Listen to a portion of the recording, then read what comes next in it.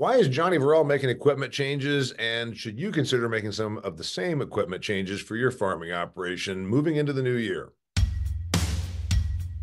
Welcome to Extreme Ag's Cutting the Curve podcast, where you get a guaranteed return on investment of your time as we cut your learning curve with the information you can apply to your farming operation immediately. Extreme Ag, we've already made the mistakes, so you don't have to.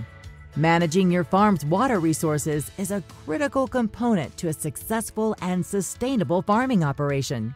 Advanced Drainage Systems helps farmers just like you increase their yields up to 30% with their technologically advanced water management products. Visit adspipe.com to see how they can keep your business flowing. Now, here's your host, Damian Mason. Hey there, welcome to another fantastic episode of Extreme Ag's Cutting the Curve. We're talking about equipment. You know, farm people love equipment. Go to the Louisville Machinery Show, and by golly, they're walking around kicking the tires of some of that million-dollar machinery. And you know what? I like it too. But there's probably machinery changes you can make that don't cost $1 million. But there's machinery changes you should make because it can make you more money. That's kind of the subject here with Johnny Varell, Varell Farms, Jackson, Tennessee.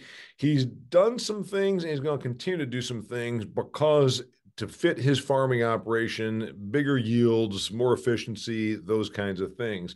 You said you wanted to cover this topic. You've got a whole laundry list of changes you either did make or are going to make. So let's start with row spacing. I think that's where you want to go, or planter, right? We start off planter?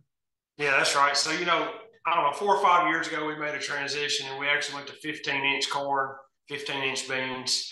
And we realized that was real hard to manage, real hard to, it was a more of a challenge to harvest also. So we decided to transition into 20s because where I'm at in West Tennessee, a lot of people raise 20-inch corn, 20-inch beans, 40-inch cotton with the same planter. So we kind of transitioned that way, and we've raised a little bit of cotton the last few years. And we're able to utilize the planter for that. And then, it just seems like over time, you're always thinking, what can I do to be more efficient throughout the year? And this past year, we bought a Simon Innovation lift for a sprayer, and we were trying to spray it on 20-inch corn. And so to do that, the tires are about 17 inches wide. The corn row is about 20 inches wide. We were having to run at angles. And, you always running over plants that you already raised its full potential, sometimes at tassel. Why do you want to knock it out? So we were talking last year, we were 30s for years. We were like, we're going to go back to 30s. And for us, it's a big reason is just being able to do more in-season applications, more in-season timings when we want them. That's why we're making the change back. So I know that sounds like a lot, but we had nothing really against the 20s as far as yield. It's just more about in-season applications and being able to get across the crop when I want to. So 20-inch rows are more of a thing in your part of the world. My part of the world, it's 30-inch corn and 15-inch beans. So I guess this is kind of a newer thing since working with Extreme Ag and guys like you. So the 20-inch going to 30, but that doesn't mesh up with your cotton at 40. Does this mean you're going to have to get an additional machine? Or are you going to just... No, if we were to go back to cotton, we could plant 30-inch cotton if we want to. We still have one 20-inch planter that we kept to plant wheat beans, double crop beans, because usually you need to have narrow row beans planted in June. You just get a better yield. The 30-inch beans in our area are, seem to yield real good as long as they're planted April, May. But later season, so we're still going to have that planter, but our corn crop is going back to 30s, and it's all about being able to get across that crop. Okay, so let's go by crop and let's talk about the reason why, because, somebody that's a smaller scale, you've got quite a few acres you cover, that only has one planter. You have retained 2 or 3? We actually have 3. We've got 2 new 30-inch planters here, and then we still kept one 20-inch planter also. So okay. We go several acres, so it still works. Yeah, so just so that we know then, so for corn, you're going to go to 30 inches, and that's mostly about late season spraying because you had too much iron blight, as Kelly Garrett calls it, too much iron blight with your 20-inch rows, later season sprayer application, yes? That's right. What about yield? Are you sacrificing yield going from 20-inch corn to 30-inch corn, do you think? No, I think 5-10 years ago, it seemed like we were getting higher yields off a narrow row. The hybrids were responding to that better. It seems like now what we're seeing, especially in our trials that we're doing on the farm, is the wider row spacing seems to be getting a better response. You know, we did at our field trial location this year, when we had a field day, we did a skip row plot. We had like 15 plus bushel yield response off skip row. And that wasn't something that we came up with. We actually went to another field day and saw that. So it just seems like the corn might be needing more airflow, might be able to intercept more light this way, but it might be an airflow thing in the south is what it could be. Yeah, and that maybe wouldn't matter in a northern climate because of the cooler temperatures, but the population from 30 to 20, you roughly retain the same population because their spacing is a little bit more, they're tighter on rows, but they're further between plants. Yes, that's right. And you know, the idea behind it is utilizing more of the soil on 20s because you know a corn root zone is not that big.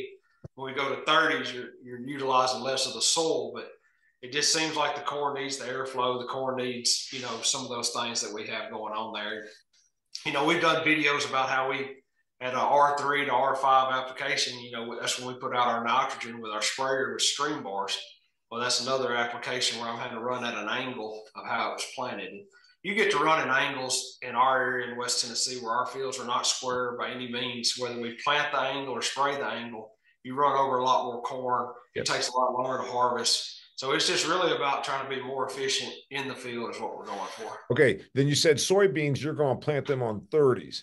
That was, you know, in my part of the world, they go 30 corn, 15 beans. You're going to go 30 and 30.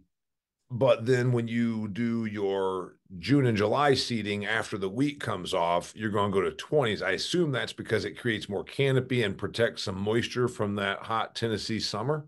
That's right. This year we actually did some trials where we planted some 15-inch wheat beans and some 30-inch wheat beans. We did not see a yield loss by being on 30s as wheat beans. So even planted late, we did not see it. But I'm going to do that for a few years before I go 100% 30-inch. So we will actually have some 30-inch wheat beans. You saw it last year when you were down here. We do plant double crop corn. So, you know, I might have close to 3,000 acres of wheat this year. You know, 700-800 of it's probably going to be double crop corn. So I'll utilize that 30-inch planter behind the wheat there also. And incidentally, two things. If you ever listen to Chad, Matt, and Johnny, what they call wheat beans, in case you're wondering if this is some new commodity that might be traded on the Chicago Board of Trade, that means double crop following wheat. Wheat, corn, and wheat beans means corn coming in, being planted. And generally your wheat comes off mid-June. Yeah, usually by the 10th of June, we're done, you know, 10 to 15. So, yeah, mid-June, we're finished. And, you know, people are always amazed, like, how we can, you know, the soybeans is one thing, but the corn, we can plant 115-day corn, and it's still mature in October. You know, we're still able to get it to black layer and harvest it sometime in October. But, you know, when you came down about the 1st of July last year, that corn was V6, and I think it was planted on, like, June 10th. So, in a 20-day period, it's unreal the growth stages you can get with the heat we have. Yeah, you got as long as you get a little bit of moisture. And the one thing that I was struck by, because you don't do any tillage, that wheat stubble, we were in a field and you just took your foot and scratched, and you know we didn't bring a shovel, we didn't bring a soil probe. You just took your boot and scratched, and we got moisture like 3/4 of an inch down. That wheat stubble does hold some moisture. Obviously, it does weed suppression. It's a pretty nifty method, I got to tell you. Yeah, and it helps us with the moisture retention, the weed suppression, you know, just everything in general that we're looking for. So, Johnny, you talked about your planter. So you're changing spacing, and you had to change machines, or did you keep the same old machines and then make the adjustment? So we had precision planting aftermarket attachments on our planter to go. We thought that was the best way to go at the time because we were doing 2x2 in-fur. Deere has kind of transitioned to where they have a in-house version of 2x2 and in-fur. And so we're switching 100% to Deere. And, you know, it's more along the lines of the compatibility. All of our information is being sent to a cloud-based program. It's all going to be on the John Deere site. So when we were with Precision, you were sending some stuff through Deere, some stuff through Precision that you had to upload into Deere, and sometimes they don't talk the best. So for us, it's just more about when we start doing all these trials where we do in-fur skips across the field or 2x2 skips across the field, I have that information instantly on my phone so I can go back and see versus having to upload stuff later and pull stuff in. You know, it's just all about being able to get that data when I need it. So it's just, that's going to be a big thing for us too going forward. You and I recorded, I think it was a year ago, that you took the or maybe 6 months ago, you took the 2x2 input applicators off of your planters before the 23 season. Was that the right decision? Or are you going back? No, we're staying. So I guess we're calling it 2x2. We were using a knife system before where it was actually knifing it in the ground a couple of inches. That was just for us, the soil type and a no-till condition. It was a real hard thing to pull, wore the knives out really fast. So we're still going to do 2x2. We're just going to dribble it on each side of the row is how we're doing it. So for us, that just seems to really work well. Our CEC at the level it is, we could seem to get pretty good infiltration into the soil that way. So that's, I guess, one of the few blessings of having a low CEC is you don't get everything bound up in the top. So it will kind of work its way down. Yeah, it gets infiltration. And the other reason I remember you took the 2x2 off was you said your ground beats up the 2x2. It was by the time you got across a few thousand acres, you need to replace it, and it held you up. Yeah, you're already in a no-till environment. It takes more horsepower to pull through that ground because it's tight and it's hard. Then you add basically 2 flat-headed screwdrivers on each side of a 24-row planter. That's 48 screwdrivers that you're trying to drag through the ground. Through the stubble, through the ground, through the sand, and maybe, yeah. Yeah, it's amazing that anything holds up like it does, really. All right. Other planter changes, any other planter changes that you're making? No, that's the big thing. It's just all about the easeability. One thing about going to 30-inch beans, we will reduce our population probably close to 30,000. So there's a savings there. The other reason we went to this, we actually took a 24-row 20-inch planter, and we just went to a 24-row 30-inch planter. So we actually went up, a third bigger, so we'll be able to cover more ground. It's really about efficiency, being able to get over that ground as fast as we can. So, all right. So these equipment changes, the person listening to this, things weren't bad. You're making these decisions proactively. Is it for money, or just is it for money and yield, or do you expect similar yields? You just expect to be a little bit more streamlined? Yeah, I think we'll be able to, have a better ROI in many aspects. I think the efficiency will definitely be there. The equipment, a 12-row, 30-inch header that's 30 foot, cost about a third less than a 30-foot, 18-row, 20-inch header. So a lot of our equipment costs will come back down because of this too. So, there's a lot of ways to look at it. It just really fits us. I mean, for us, everybody, I want to say 70+% of the ground in our area is on 20-inch. So, there's a big demand for 20-inch headers, 20-inch planters, but there is an additional cost when you start running, 20-inch corn heads for sure. Okay, that's the next question. So with the planter changes, you've got to change out the heads that go in your combines? Yes. And how many, because the person listening to this might be like, I don't know how this makes sense. Now you got to go and retrofit all of your combine heads. But was that going to happen anyhow? Yeah, I mean, we run used heads on our farm. So we had some heads that we'll just sell the 20-inch heads. And I've actually already bought several heads through auction this year. I went to folding 12-row heads. So, that's just kind of how we do that, because the headers are so expensive. I mean, it's hard to believe a corn head can cost a couple $100,000 now. So, we just still kind of play in that market. And like I said, we just went through auction and, kind of swapped out, and it worked. So, so you buy used 12-row, now 30-inch heads versus what you had before.